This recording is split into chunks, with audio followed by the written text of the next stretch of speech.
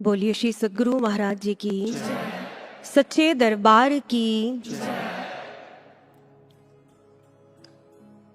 नवंबर 2010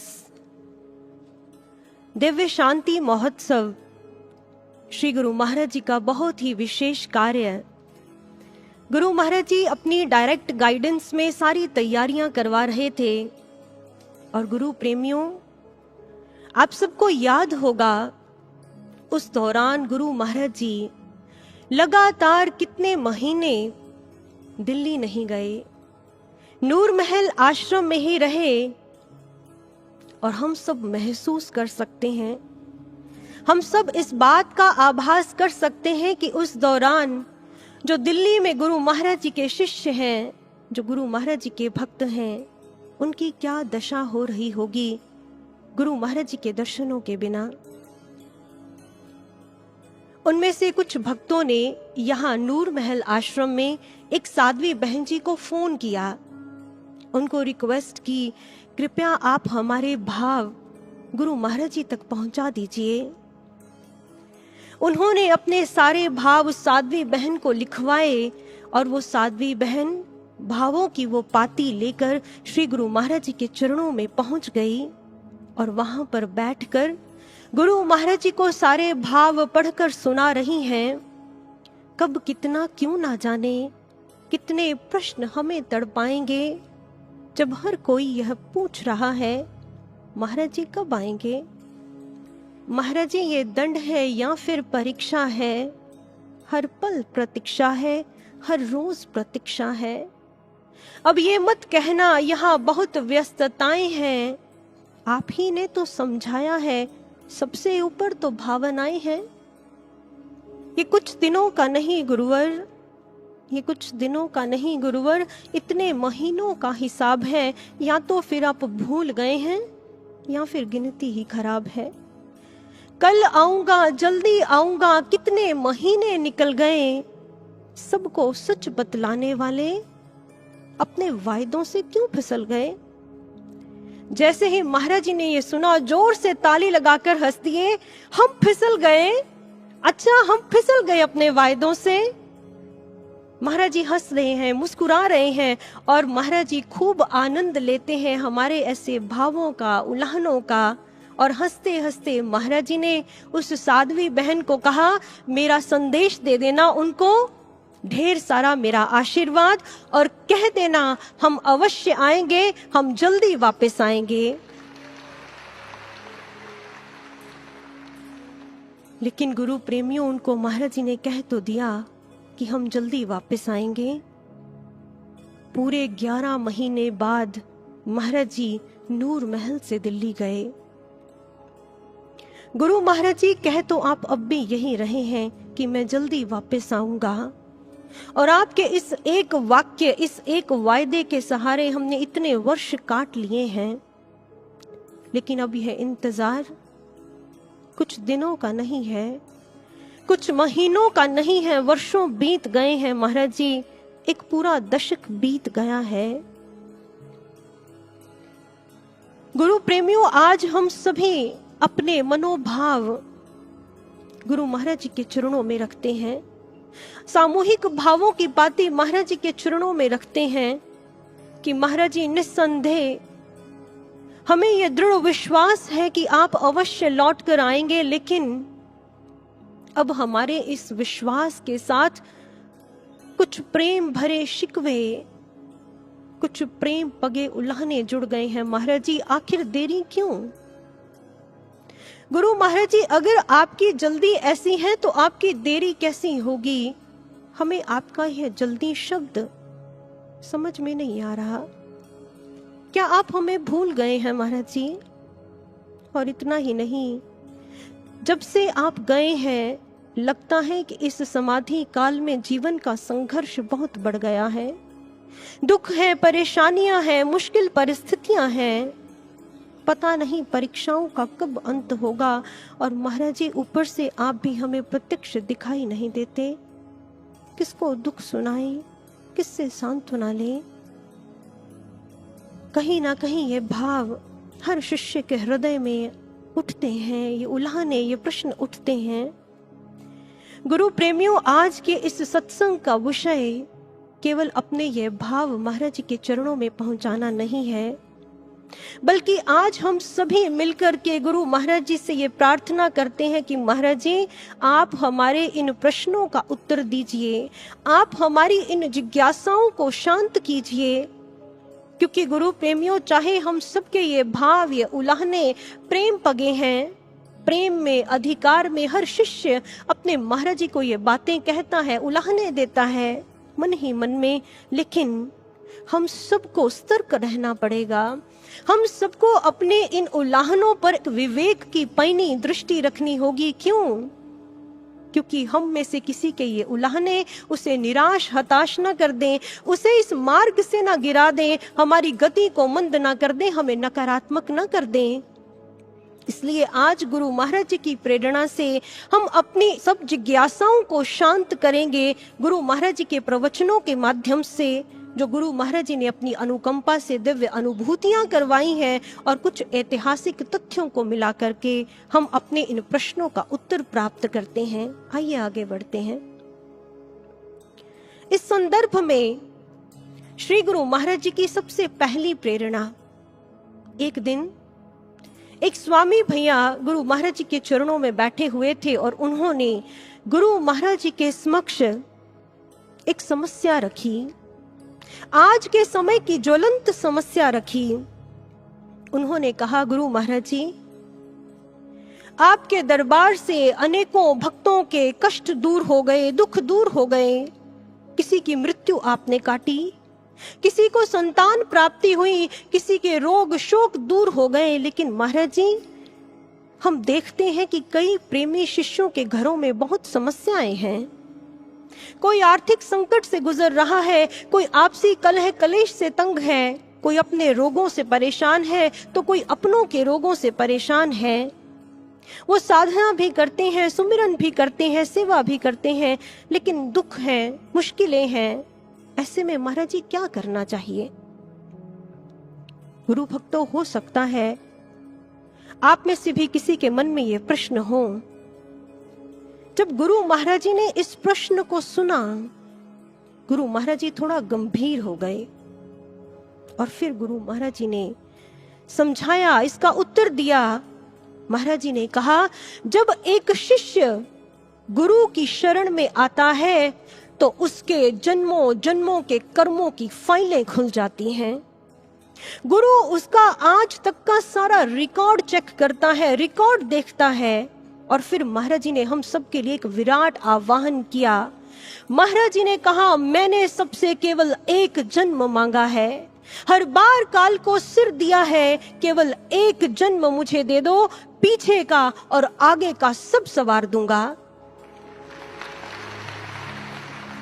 महाराज जी ने उस भैया को कहा, जाओ जाकर कह दो, सबको ये बता दो कि केवल यही जन्म अब आपके हाथ में है, निकाल लो अपने लिए जो निकालना है इस बार। महाराज जी का ये विराट आह्वान हमने मंच के माध्यम से, गुरु महाराज जी के प्रवचनों के माध्यम से अवश्य सुना होगा। हर बार काल को सिर दिया है, केवल एक जन्म गुरु को दे दो।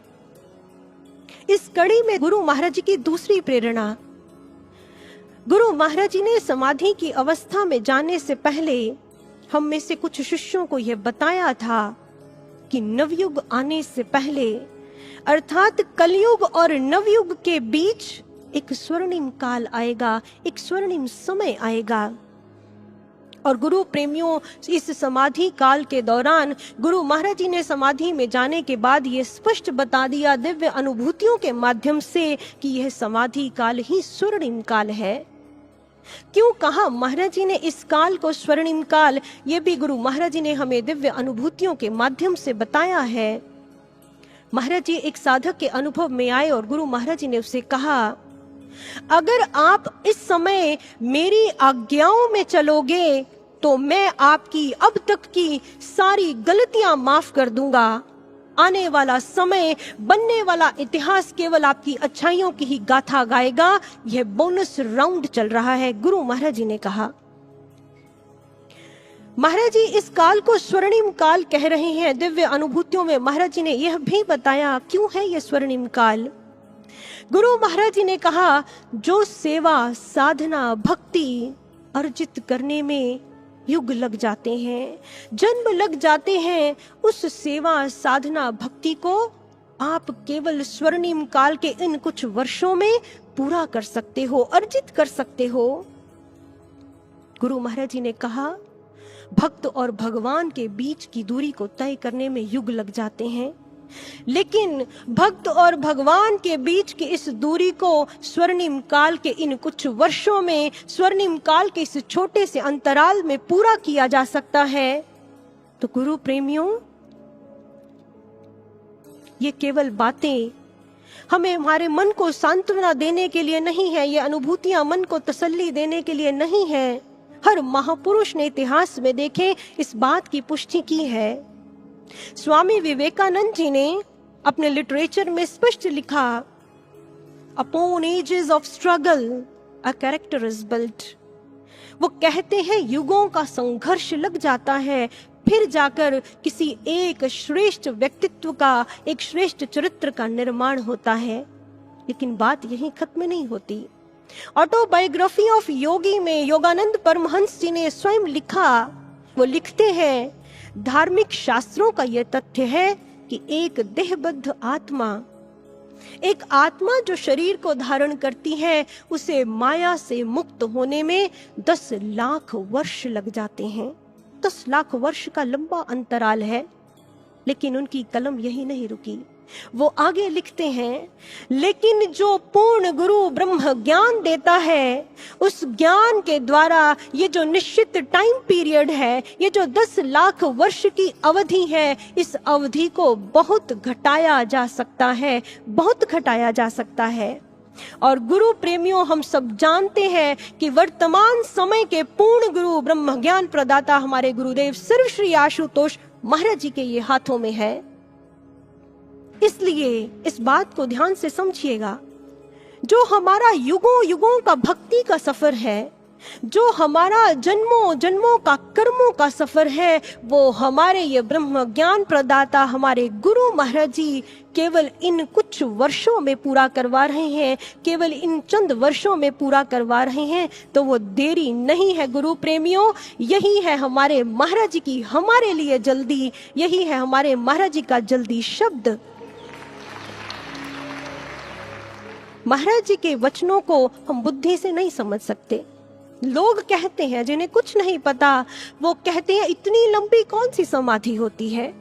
लेकिन गुरु प्रेमियों, ये समाधि का लंबा अंतराल नहीं है, केवल यह लंबा अंतराल है उस स्वर्णिम अवसर का, यह लंबा अंतराल है उस लकी बोनस राउंड का, यह लंबा अंतराल है उस गोल्डन अपॉर्चुनिटी का। महाराज जी ने इस समाधि काल के द्वारा हम सब के लिए एक विंडो ओपन की है। हम डिपॉजिट करवा दें अपने जन्मों जन्मों के कर्मों को, दुखों को, गुनाहों को गुरु महाराज जी के श्री चरणों में अपने जन्मों जन्मों के खाते साफ करवा लें। इसलिए वो महाराज सृष्टि के कण कण पर जिनकी सत्ता है, वो हमसे मांगते हैं कि मुझे केवल अपना एक जन्म दे दो, केवल मुझे एक जन्म दे दो। और गुरु प्रेमियों, इस एक जन्म में जो हमारे गुरु महाराज जी ने हमसे कई बार मांगा है, उस एक जन्म में ये जो स्वर्णिम काल का समय है, ये लकी बोनस राउंड का जो समय है, ये सबसे क्रूशियल टाइम पीरियड है, ये सबसे महत्वपूर्ण समय है। महाराज जी ने समय समय पर हमें ये समझाया है।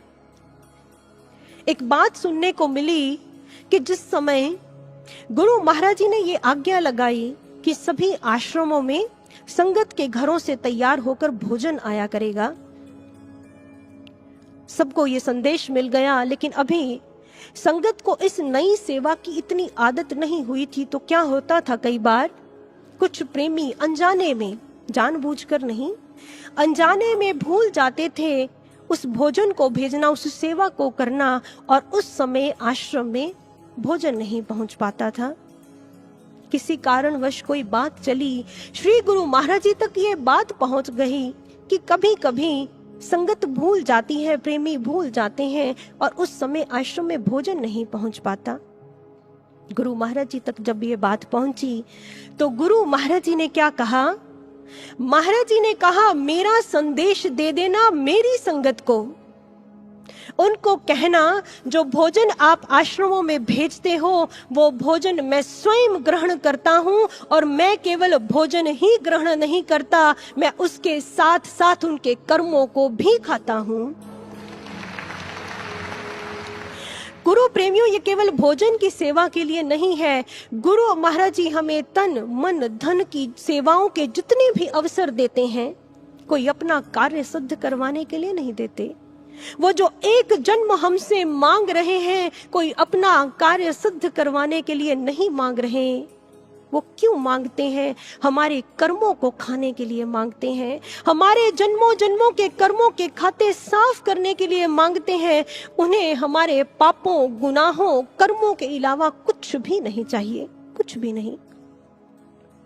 फिर भी कभी मन विचार देता है, शिष्यों के मन में कभी ये विचार आता है कि इतने वर्ष हो गए मिशन में, दरबार में सेवा करते हुए, तन मन धन से सेवा करते हुए, लेकिन अभी भी कई दुख हैं, समस्याएं हैं, परेशानियां हैं। क्या कर्म खत्म ही नहीं होते?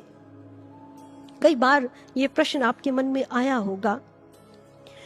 गुरु प्रेमी, यूं तो कर्मों की गति बहुत गहन है, चंद शब्दों में से नहीं समझाया जा सकता, नहीं इसे सिमटाया जा सकता, लेकिन फिर भी एक बड़े सिंपल से एग्जाम्पल से हम समझने का प्रयास करते हैं कि कैसे गुरु सत्ता अपने शिष्य के जन्मों जन्मों की जो कर्मों की फाइलें हैं उन पर काम करती है।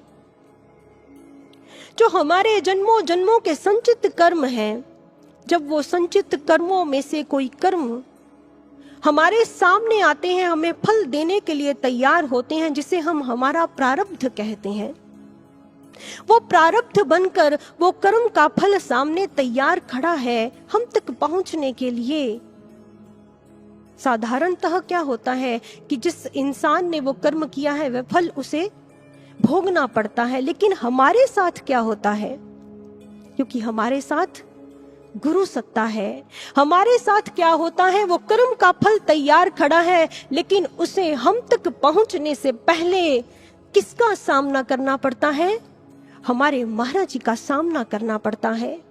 गुरु महाराज जी देखते हैं कि अगर हमारे उस कर्म का फल बहुत दुख भरा है, भारी भरकम है, महाराज जी पहले उसके भार को हल्का करते हैं।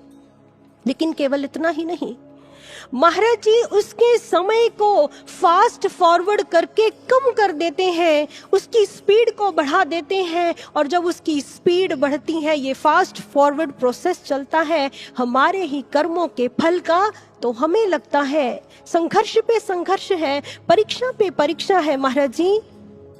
लेकिन वो हमारे ही जन्मों के कर्मों की रील को फास्ट फॉरवर्ड करके उसको छोटा कर रहे होते हैं, उसके समय को कम कर रहे होते हैं। और गुरु महाराज जी ने यह भी बताया, जो मेरा प्रेमी शिष्य है, जो मुझसे प्रेम करता है, महाराज जी ने कहा, वो अपने उस कर्म के फल को ब्रह्म भोज समझकर, हमारा प्रसाद समझकर ग्रहण कर लेता है, अपनी झोली में डलवा लेता है कि ये तो मेरे महाराज जी से होकर के आया है, ये मेरे महाराज जी से गुजर कर आया है, महाराज जी ने स्वयं इसे देखकर भेजा है, मेरे ही कर्म का फल है। और गुरु प्रेमियों, इस स्वर्णिम काल में हमारे ही जन्मों के कर्मों की रील को महाराज जी ने फास्ट फॉरवर्ड चलाया हुआ है ताकि वो जल्दी समाप्त हो जाए। हमें लगता है कि हम इतना झेल रहे हैं, लेकिन वो युगों युगों के जन्मों जन्मों के कर्मों के हिसाब से बहुत छोटा है। और ये जो इस स्वर्णिम काल में हमारे ही जन्मों के कर्मों की फास्ट फॉरवर्ड रील चल रही है गुरु प्रेमियों, ये फास्ट फॉरवर्ड प्रोसेस ही तो है हमारे महाराज जी की हमारे लिए जल्दी, जो हमारे कर्मों को जल्दी जल्दी खत्म कर रही है। यही है हमारे महाराज जी का हमारे लिए जल्दी शब्द, जिसे हम बुद्धि से समझ नहीं सकते। इसके साथ एक और बात भी जुड़ी हुई है। गुरु महाराज जी जितना हमारे कर्मों की स्पीड को फास्ट फॉरवर्ड करते हैं, केवल इतना करके हमें छोड़ नहीं देते, वो उतना हमें उस कर्म को, उस फल को सहने का सामर्थ्य भी देते हैं, सहने की क्षमता भी देते हैं। लेकिन क्या होता है, कई बार हम जब हमारे ही कर्मों का ये फल उसको जल्दी खत्म करने के लिए ये फास्ट फॉरवर्ड रील चल रही है, हम धैर्य खो देते हैं, हम घबरा जाते हैं। महाराज इतना संघर्ष है, ऊपर से आप भी हमें दिखाई नहीं दे रहे, आप भी हमें दर्शन नहीं दे रहे, अनुभव में भी नहीं आ रहे। महाराज जी वो देखिए ना, आपने उसके जीवन में चमत्कार कर दिया, कृपा कर दी, इतना बड़ा दुख काट दिया। वो तो इतना चलता भी नहीं है मार्ग पे, इसका भी काट दिया, उसका भी काट दिया। महाराज जी मेरा क्यों नहीं काट रहे, मेरे साथ ऐसा क्यों नहीं कर रहे। गुरु प्रेमियों, जो गुरु सत्ता की कार्य शैली है, कार्य करने की, उसे बुद्धि से नहीं समझा जा सकता। योगानंद परमहंस जी ने अपने शिष्यों को स्पष्ट बताया था। उन्होंने कहा, यदि मैं आपसे नहीं मिलता हूं, यदि मैं आपको दिखाई नहीं देता हूं, तो मत समझना कि मैं आपके लिए कार्य नहीं कर रहा, क्योंकि मैं केवल आपके इस जीवन में ही आपकी सहायता करने नहीं आया, बल्कि आपके इस जीवन के बाद भी आपकी सहायता करते रहने के लिए आया हूं। इसलिए गुरु प्रेमियों, अगर हमारे गुरु महाराज जी हमें बाहर दिखाई नहीं दे रहे, हमें अंदर दिखाई नहीं दे रहे, तो मत समझना कि वो हमारे लिए कार्य नहीं कर रहे, क्योंकि वो केवल इस जीवन में ही हमारी सहायता करने के लिए नहीं आए हैं, वो हमारा पीछे का और आगे का सब संवारने आए हैं। एक शिष्य ऐसे ही संघर्ष से घबरा गया, गुरु महाराज जी के पास गया, महाराज जी अब मैं ऐसा संघर्ष भरा जीवन नहीं चाहता। उसने अपने भाव स्पष्ट बताए कि महाराज जी मुझे लगता है कि जो लोग भक्ति के मार्ग पर नहीं चलते वो ज्यादा सुखी हैं। मुझे ऐसा देखने में लगता है कि जो लोग भक्ति के मार्ग पर नहीं चलते उनके जीवन में कम संघर्ष है, इसलिए मैं ये भक्ति का मार्ग छोड़ना चाहता हूँ, मुझे ऐसा संघर्ष नहीं चाहिए। हो सकता है आपके मन ने भी कभी आपको ये विचार दिया हो, या आपके अगल बगल में किसी ने आपको ये विचार दिया हो। जब गुरु महाराज जी ने उस शिष्य का विचार सुना, तो महाराज जी ने अधिकार से डांटते हुए स्वर में कहा, आज तुम जिस विपरीत परिस्थिति से भाग रहे हो, आज तुम जिस मानसिक घर्षण से भाग रहे हो, इस बार भी नहीं सहना चाहते। मैं तो शूली को शूल बनाकर भेज रहा हूं, तुम शूल भी नहीं सहना चाहते। तो फिर कभी इस जीवन के बाद फिर कभी तुम्हें ये मानव तन मिलेगा। और महाराज जी ने कहा, याद रखना, ऐसा होने में कई जन्म लग सकते हैं, कई युग लग सकते हैं। फिर कभी जब तुम्हें ये मानव तन मिलेगा, तो उस जीवन में भी तुम्हें ऐसी ही मानसिक परिस्थिति से, ऐसे ही दुख से, ऐसी ही परेशानी से फिर से शुरुआत करनी पड़ेगी। लेकिन केवल इतना ही नहीं, महाराज जी ने कहा, जो इस समय तुम्हें पूर्ण गुरु ने इतना सुलभ सहज अवसर दिया है, इस अवसर का लाभ न ले पाने का बोझ, पाप ग्लानि भी तुम्हारे साथ होंगे उस जीवन में, जो तुम्हारे बोझ को और बढ़ा देंगे, तुम्हारे संघर्ष को और बढ़ा कर देंगे और जीवन को और कठिन कर देंगे। अब चुनाव करो, अभी सहन करके आगे का सब सवार लेना है, या तब सहन करना है जब जीवन का बोझ और भारी हो जाएगा। गुरु प्रेमियों, चुनाव हमारे हाथ में है। अब जो हमारे महाराज जी हमारे ही कर्मों के दुखों को छोटा करके दे रहे हैं, इन्हें अभी सहन करना है, अभी सहन करके सब कटवा लेना है, या फिर उस समय सहन करना है जब जीवन का बोझ और भारी हो जाएगा और सामने आशुतोष जैसा अकारण ही कृपा लुटाने वाला, सहलाने वाला ममतामयी हाथ भी नहीं होगा, तब सहन करना है। आशुतोष जैसा सद्गुरु बार बार नहीं मिला करता। ये अभी समय है, हमारे पास ये स्वर्णिम काल का अभी समय है। हम अपने जन्मों जन्मों के कर्मों के खाते साफ करवा लें, सब कटवा लें। कुछ कहते हैं जब महाराज जी उठेंगे तब आ जाएंगे, तब सेवा कर लेंगे, तब दरबार में आ जाएंगे। लेकिन गुरु प्रेमियों, तब ये जो लकी बोनस राउंड है ये खत्म हो जाएगा, ये स्वर्णिम अवसर खत्म हो जाएगा, ये गोल्डन अपॉर्चुनिटी की विंडो बंद हो जाएगी। एक शिष्य ने महाराज जी को कहा बड़े अधिकार भाव से, महाराज जी मुझे नहीं ये संघर्ष भरा जीवन चाहिए, आप ना मुझे अपने धाम में ऊपर भेज दीजिए। बड़े प्यार से अपने पन से उसने कहा था, लेकिन महाराज जी ने उसे कोई सांत्वना नहीं दिया। महाराज जी ने कहा, जो यहां कुछ नहीं कर पाया वो वहां भी कुछ नहीं कर पाएगा। क्यों कोई छोटा सा कष्ट आने पर भी कोई शिष्य कह देता है कि महाराज जी ने हमारे लिए किया ही क्या है, उन्हें हमारी परवाह नहीं, वो हमें भूल गए हैं। ये सच बात है गुरु प्रेमियों की महाराज जी भूल जाते हैं। वो भूल जाते हैं हमारी भूलों को, वो भूल जाते हैं हमारे अपराधों को, वो भूल जाते हैं हमारी कमियों को। उनके हृदय में हमारी कोई चूक नहीं टिकती है। रहती न प्रभु चित्त चूक किए की, करती सुरती सय बार ही की। बड़ा सुंदर लिखते हैं गोस्वामी तुलसीदास जी श्री रामचरितमानस में कि प्रभु तो बहुत भुलक्कड़ हैं, उनके हृदय में हमारी कोई गलती नहीं टिकती, लेकिन वो क्या करते हैं, करती सुरती सय बार ही की, वो अपने हृदय में 100 बार हमारे गुणों को, हमारा कोई एक गुण भी है ना, महाराज जी 100 बार अपने हृदय में उसे याद करते रहते हैं, उसे दोहराते रहते हैं। शास्त्र कहते हैं, पांडव गीता में अंकित है, नारायणो नाम नरो नराणाम, प्रसिद्ध चौरः कथितः पृथिव्याम, अनेक जन्मार्जित पाप संचयम, हृतय शेषम स्मृत मात्र एव यह। उसमें अंकित है, जो भगवान नारायण पृथ्वी पर स्वयं आते हैं नर रूप में, उनका क्या प्रोफेशन होता है, वो प्रसिद्ध चोर होते हैं।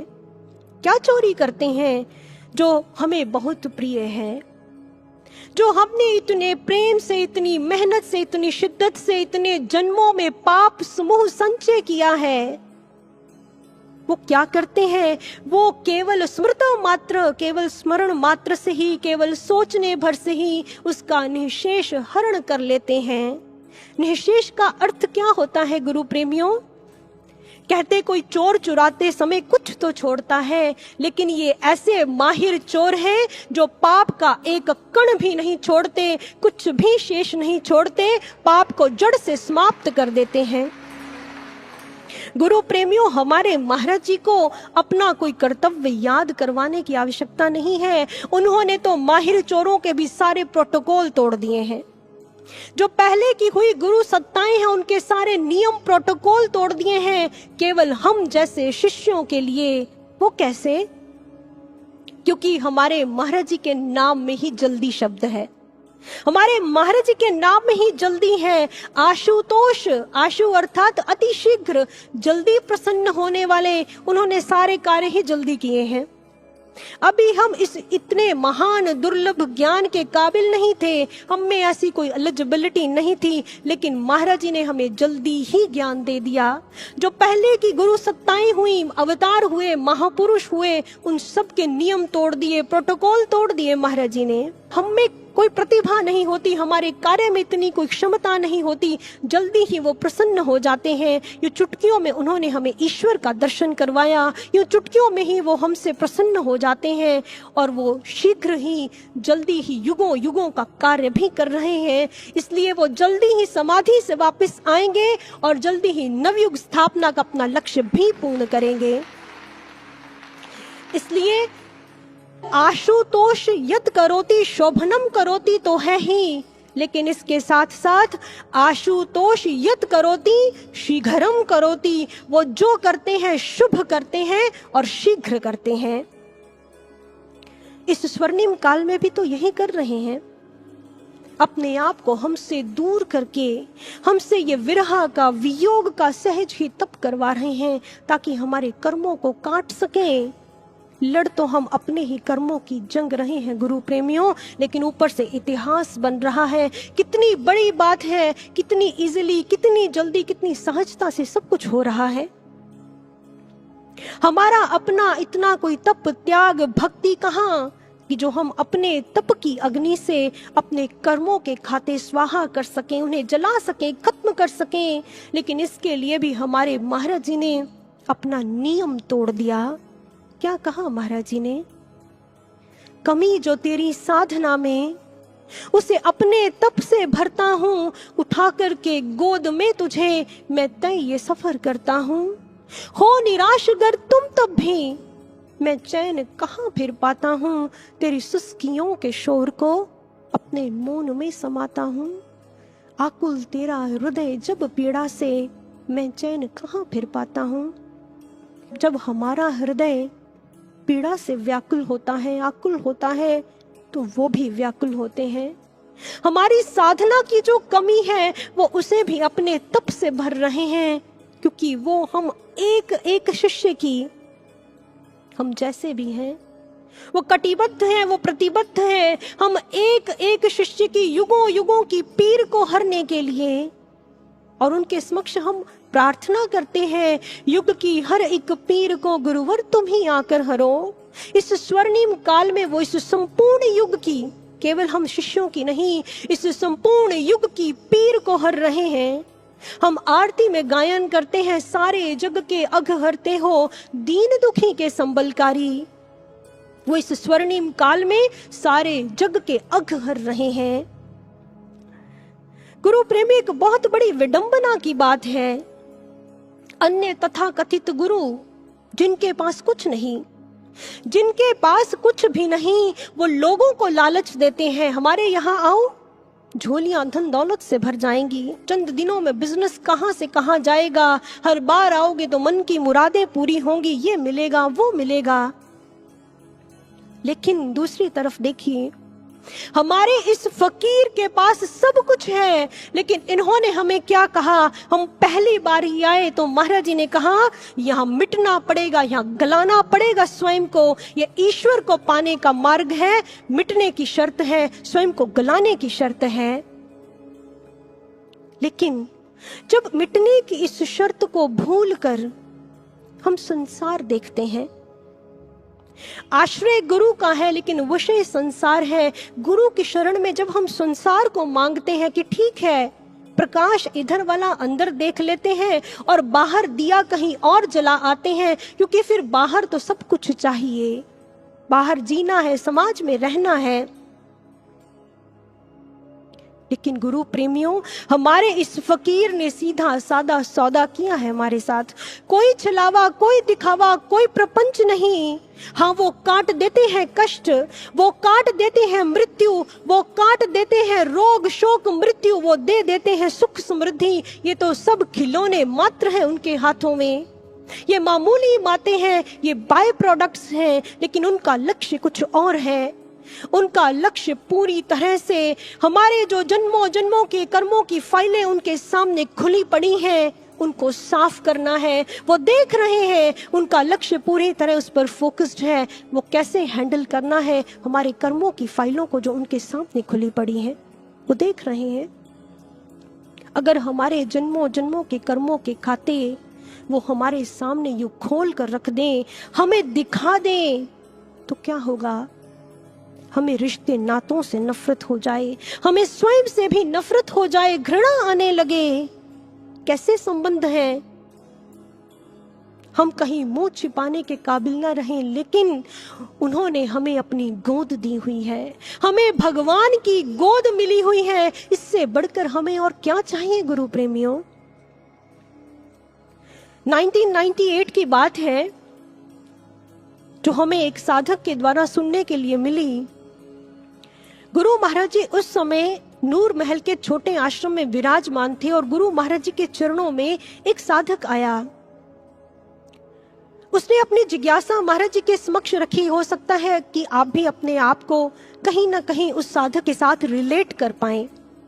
उसने कहा, महाराज जी, अगर एक साधक गरीब है, बीमार भी है और समाज में उसे कोई पूछता नहीं, उसे कोई जानता नहीं, महाराज जी उसकी कोई प्रतिष्ठा नहीं समाज में, तो वो इस बुरे समय से कैसे बाहर निकले। गुरु महाराज जी ने बड़े ध्यान से उसकी बात को सुना और महाराज जी ने उत्साहपूर्वक वाणी में कहा, यह प्रश्न किसी साधक का हो ही नहीं सकता। फिर महाराज जी ने बड़े स्नेह से प्रेम से उसे समझाया, साधक गरीब है तो क्या हुआ, वो अपनी झोपड़ी में बैठकर साधना करे, उसे उसमें भी महल का आनंद आ जाएगा। महाराज जी ने कहा साधक बीमार है तो क्या हुआ, वो साधना सुमिरन करके भोजन ग्रहण करे, उसके लिए वही औषधि बन जाएगा। और फिर महाराज जी ने कहा प्रतिष्ठा की तो साधक को आवश्यकता ही नहीं, क्योंकि जिसको कोई नहीं पूछता, जिसका कोई नहीं होता, उसका तो फिर भगवान होता है। भगवान स्वयं उसे अपने गले से लगाता है। इससे बढ़कर प्रतिष्ठा, इससे बढ़कर पद और क्या चाहिए गुरु प्रेमियों। ये हमारे भगवान के वचन हैं। जेहि जाचत जाचकता जरी जाई, गोस्वामी तुलसीदास जी कवितावली में बड़ा सुंदर लिखते हैं, जिसको जांच लेने से, जिसको मांग लेने से याचकता ही मर जाती है, मांगने की प्रवृत्ति मर जाती है, कुछ मांगना शेष ही नहीं रह जाता। जब महाराज मिल गए तो क्या मांगना शेष रहा। गुरु महाराज जी ने कहा तुम चाहे कुछ करने का दम नहीं रखते, लेकिन तुम मेरे हो तो तुम्हें कोई हराने का दम नहीं रखता। जब उसके हो जाने से सब हो जाता है तो गुरु प्रेमियों फिर उससे अलग कुछ और चाहने की जिद क्यों कहें और क्या कहें हम गुरु महाराज जी को अपनी समस्याओं के बारे में। गुरु महाराज जी की तो अपनी एक बहुत बड़ी समस्या है, वो समाधान प्रदाता है हर समस्या के, लेकिन उनकी भी एक समस्या है गुरु प्रेमियों, स्वयं महाराज जी भी उसे दूर नहीं कर पाते। गुरु महाराज जी ने कहा मेरी तो समस्या ही यही है कि मैं आपसे प्रेम किए बिना रह ही नहीं पाता। वो नहीं रह पाते, हम पर अपना प्रेम लुटाए, उन्होंने हमें प्रेम दिया ही नहीं है गुरु प्रेमियों, बेमोल बेशर्ता प्रेम हम पर लुटाया है। वो नहीं रह पाते अपनी कृपा हम पर लुटाए, वो नहीं रह पाते अपनी दया हम पर लुटाए बिना। गुरु महाराज जी ने कहा अगर आपको यह विश्वास है कि महाराज जी कृपा करेंगे और महाराज जी के कृपा करने से ही सब ठीक होगा, तो यह भी विश्वास रखो कि महाराज जी सही समय पर ही कृपा करेंगे।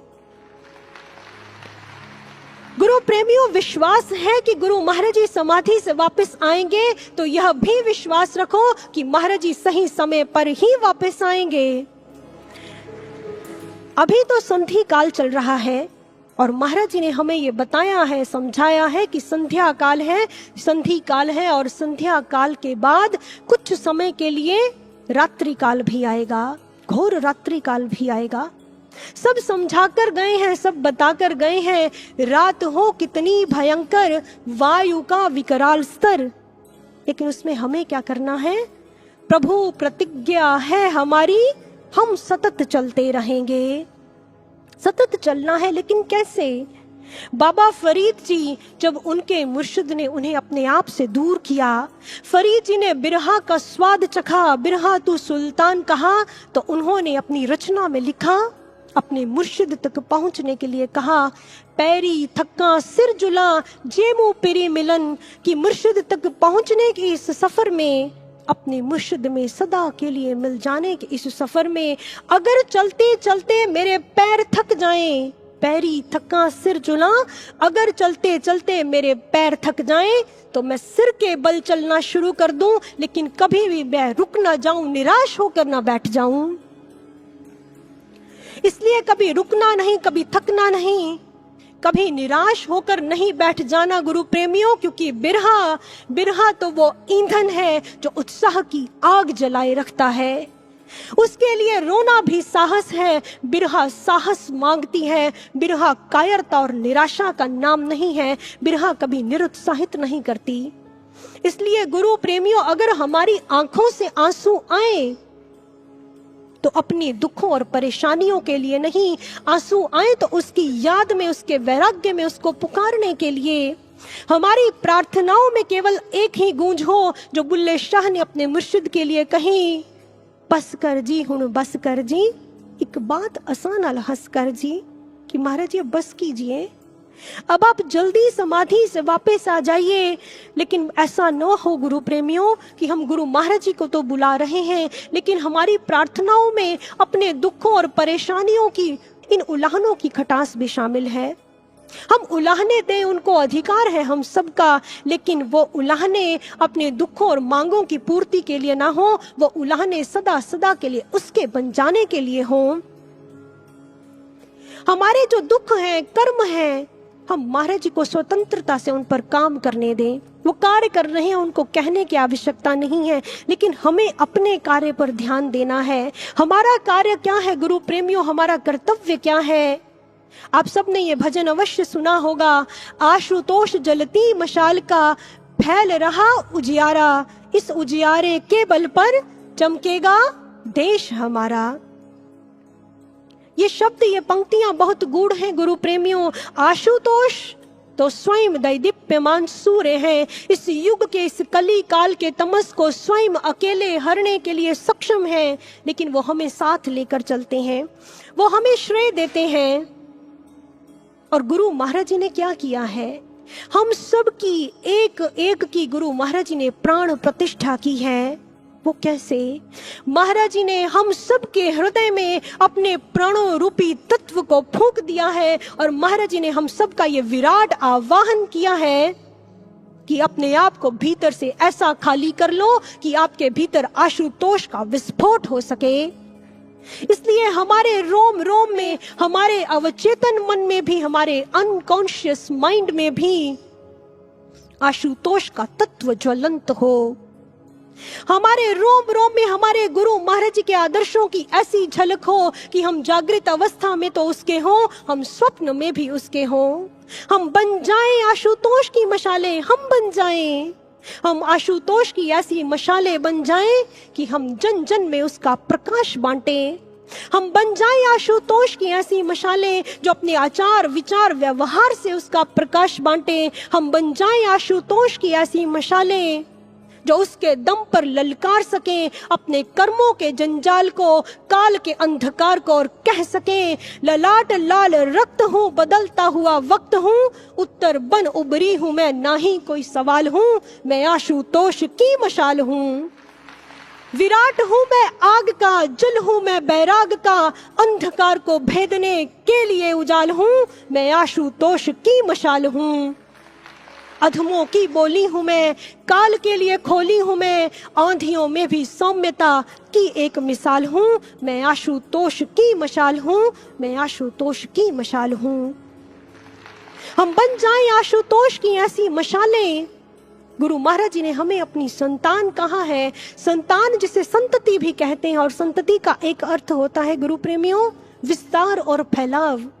इसलिए हमारा कर्तव्य क्या है कि हम जो गुरु महाराज जी के बेटे बेटियां हैं, हम सबके जीवन का केवल एक ही मंत्र हो, गुरुम प्रकाशयेत धीमान, कि हम अपने गुरु को जन जन में प्रकाशित करते रहें, जन जन में हम अपने गुरु का ज्ञान का प्रचार करते रहें। और इस समय हम देख रहे हैं कि इस महायोगी की समाधि की ऊर्जा से समय चक्र बदल रहा है। जो घटनाक्रम हम समाज में देख रहे हैं, विस्तार में अगर उसकी चर्चा करेंगे तो समय बहुत लग जाएगा। आप सब इसके साक्षी बन रहे हैं, हम इस स्वर्णिम काल के साक्षी हैं। ये हमारा सौभाग्य है गुरु प्रेमियों, और यह आसमान का इशारा है कि कल का सूर्य हमारा है। हम देख रहे हैं कि महायोगी की समाधि की ऊर्जा से सब बदल रहा है, और वो भी दिन दूर नहीं, वो भी दिन दूर नहीं जब इस युग का सबसे बड़ा रहस्य प्रकट होगा। यह महायोगी अपनी समाधि से वापस आएंगे, बाहर आएंगे, और इस संपूर्ण धरा पर आशुतोष युग आएगा।